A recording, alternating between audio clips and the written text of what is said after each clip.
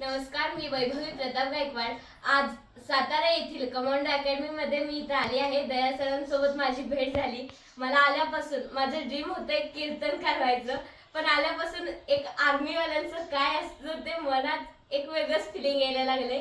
आणि या अकॅडमीचं ब्रीद वाक्य आहे, जगायचं असेल तर असं जगायचं की बापाला वाटलं पाहिजे आपण वाघ सांभाळतोय।